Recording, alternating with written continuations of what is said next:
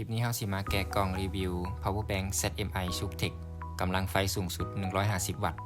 สากผ่านซ่อง Type C ซ่องเดียวจะได้อยู่120วัตต์ตัวนี้สากพร้อมกันกับ USB-A รวมกันจะได้150วัตต์อุปกรณ์ภายในกล่องก็จะมีคู่มือมีสายสากแล้วก็ตัวเครื่องสายสากจะเป็น Type C to Type C 6A ตัวเครื่องจะมีถุงหุ้มแบบนี้ป้องกันห้อยขูดสินค้าตัวจริงงามตัวนี้เป็นสีเงินทั้งข้างก็จะระบุชื่อแบรนด์ยี่ห้อความจุกำลังไฟและก็รายละเอียดการจ่ายไฟเป็นโวลต์กับแอมป์อย่างละเอียดเลยด้านหน้าก็จะมีปุ่ม power มีจอแสดงผลเวลาเรากดมันก็จะขึ้นโลโก้ SUPTECH หน้าจอก็จะระบุ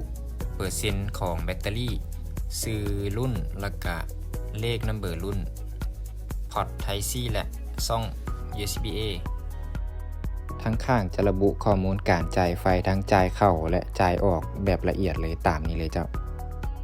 ทางหลังจะระบุไว้เลยเนาะว่าสามารถเอาขึ้นเครื่องได้หรือว่าเอาขึ้นยนต์เดินทางได้เนาะเจ้าในพอร์ตสากหรือว่าซ่องเสื่อมต่อสากก็จะมีซ่อง Type C มันจะเขียนระบุว่า In แล้วก็ Out ห้องรับสากแล็ปท็อปแล้วก็จะมีหู USB-A ซ่องหนึ่งรวมทั้งเบิดมี2ซ่อง Type C 1ซ่อง USB-A 1ซ่อง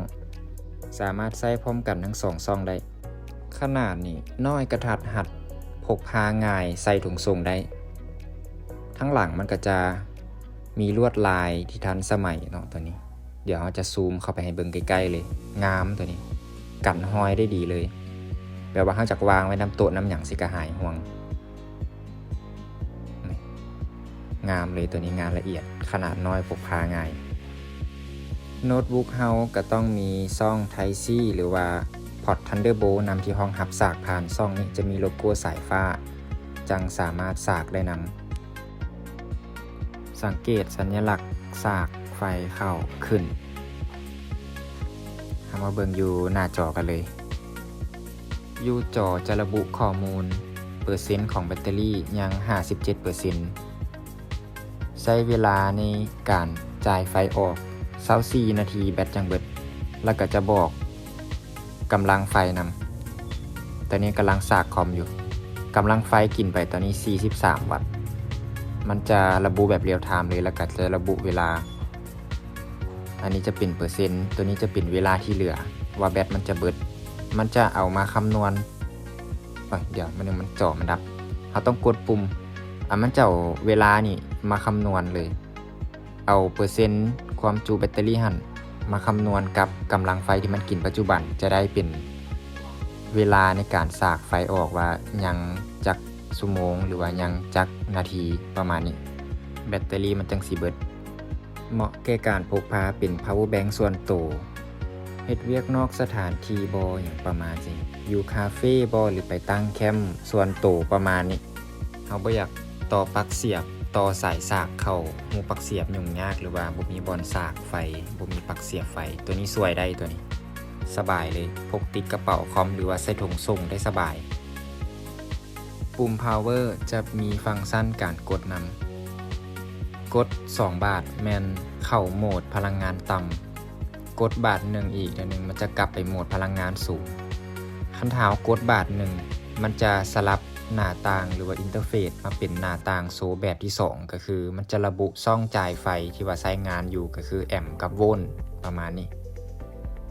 ส่วนช่อง Type A บ่ได้เสียบใช้งานกับมันก็จะบ่ระบุอย่างขึ้นมาแบบนี้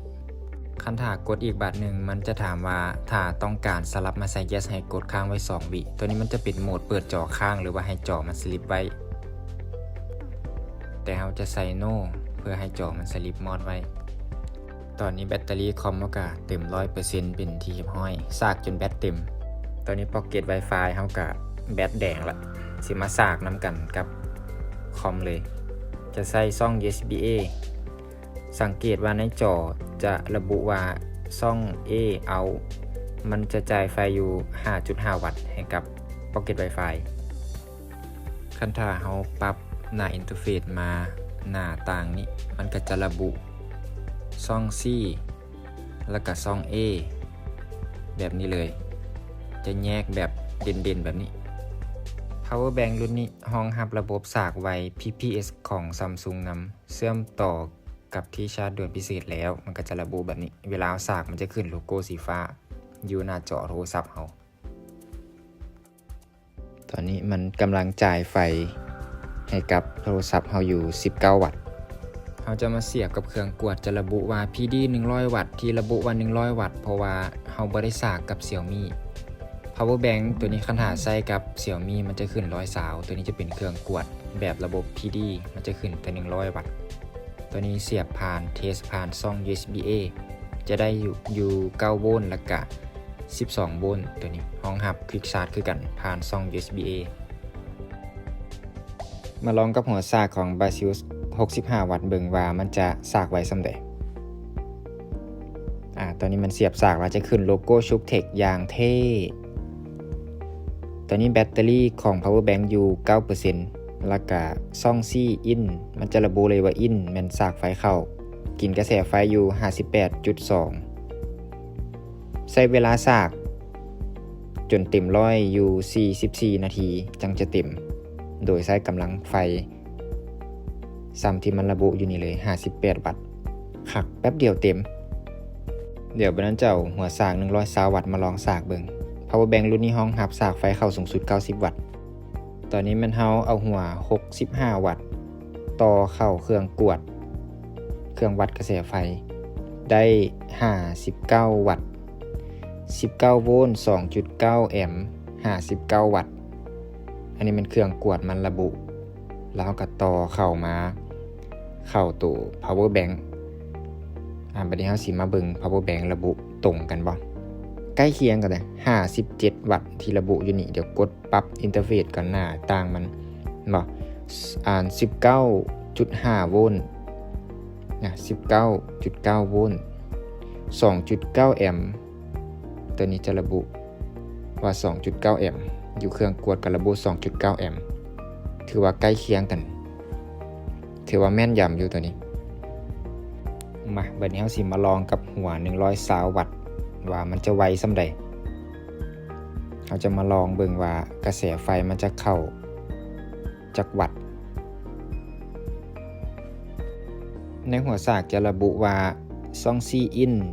รับกระแสไฟเข้ามา87วัตต์อยู่ในมิเตอร์วัตต์